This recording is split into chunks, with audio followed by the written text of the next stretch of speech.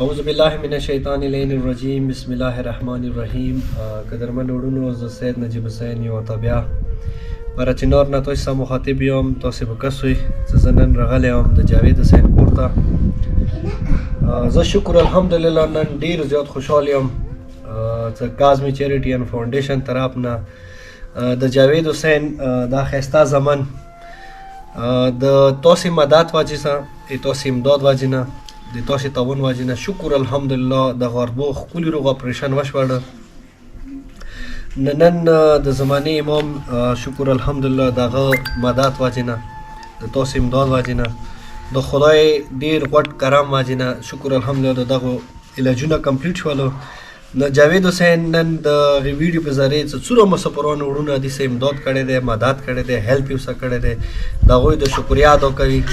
جاوید بھائی څه دغه ویډیو په ذریعه د کومو کورمیوالو کومو پښتنو وروڼو تاسو امداد وکړلو د بچی زندگی خدای باج کې زمانی امام باج کې هغوی ته ته څه پیغام ورکوي؟ اعوذ بالله من الشیطان الرجیم بسم الله الرحمن الرحیم. مسافرانو وروڼو السلام علیکم. زه جاوید حسین څه کومه ویډیو مو مخکې کړې وه دغه بچي والا اپریشن دپاره.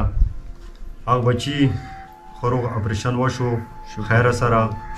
په دې زه ډېر شکر ګزار یم چې تاسې او چا څه ما سره امداد کړی دی، ام ابوظبی قطر او دلته چې چا ما سره امداد کړی دی هغوی زه ډېر شکر ګزار یم. وړه بیبي کامیاب کا، وړه بیبي حفظ زمان کې وساته او خپلو بیماریونه محفوظ وساته. او بیا دغه چې کوم کس ما سره ناست دی سید نجیب حسین، دوی چې ما سره کوم هیلپ وکړو، کوم مدد یې ما سره وکړو، خدای دا بیا خپلو بچیو مرګ در نه محفوظ وساته او بچی مولا صحیح سلامت بیا ورته عطا کا. امین امین. او بیا شاخ دلت خیل چې ما سره کوم امداد کړی دی او هلته یې ما ته کومه ویډیو جوړه کړله، هغه زه ډېر شکر ګزار یم. هغه زه ډېره شکریا ادا کوم او ما ته 40,000 روپۍ راواستولې، هغه زه ډېره شکریا ادا کوم. بیا یې تاسې او دغه سید نجیب زه ډېره شکریا چې د ما بچي چې کوم اپریشن وشو او ډېره شکریا ادا کوم چې خدای باج کو بیا وړي بیبي باج کو بیا تاسې په ذریعه باج شو. جاوید بھائی درته وایي چې د تو د وړه بچي نه څومره اوس پیسې لوړلې، تاسو کوم ټیسټونه او کوم اپریشن او دا ټوټله څومره خرچه ونیول شوه؟ لکه دې مخکې مو بوتللو صحیح او نمنای مو سره اخیستې وه، صحیح 2,60,000 روپۍ هغه مو نه لوړې. ټیک شو. بیا چې اوس د مو بوتللو ډېرې سوال زره مو لکه ډاکټر ته مو ډېره هغه وکړله چې مو سره لږ مدد تاسې وکړئ، لکه د غریبانو د مسافرانو مو سره مدد کړی دی. د ویډیو مو دغه بچي پاره کړي دی، هغوی ویله چې مو سره هېڅ هغه نشته. ټوټل 5.5 लाख روپۍ مو اپریشن ته داخلې کړي. ټیک شو.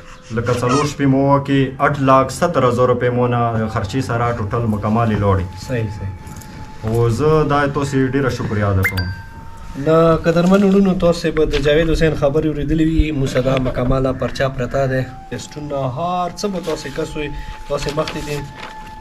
نو ډېر خدای نه شکر ګزار یو چې شکر الحمدلله د جاوید بچي ته خدای نوي زندگی ورکا، د غربو زمانو ته ښه ښکلی روغ ټریټمنټ یې وشو، علاج یې وشو.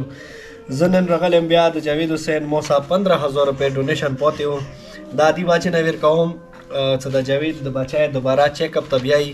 خامخا دوباره خو بیا مو ویډیو نشو کوی، نو بیا مو دوی سره مثال ډونیشن ویلي چې دوباره انسان ښه خبره نه دی چې بار بار هغه ویډیو کوي. نو دې واجې نه زه راغلی یم دې ته چې کوم د 15,000 روپۍ ما سره ډونیشن پاتې شوی و، جاوید حسین د خپل امانت واخه د جاوید حسین ته خپل امانت دا میلو شولو. بس مو اخري کې سوال کوم خدای ته چې خدایه چایا په دغه عظیم مشن کې او دغه وړو مسلمانو زندګۍ بچولي کې موږ مدد کړي، موږ امداد کړي. خدای ته هغوی په خپل حفظ و امان کې لري.